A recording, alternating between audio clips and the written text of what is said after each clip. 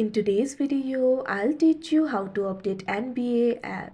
So if you want to update the NBA app, it is actually very simple. Updating it will fix the bugs. Also, you'll be able to access the smoother performance and better features. So in order to do it, what you have to do is launch open Play Store on your device. You can see over here, Play Store has been opened. Tap on the search icon that you can see at the bottom right corner of your screen.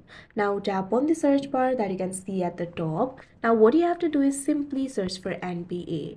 Now you'll be able to see the results over here. Find this application for NBA live games and scores. After you do that, you can see over here you'll be led to this kind of interface. In this interface, if you find the option for update, all you have to do is tap on it. Wait for a while and your application will be updated. After the application has been updated, instead of update option, you'll be able to find the open option. That means now you'll be able to use the latest version of the app. So like this, you'll be able to update it.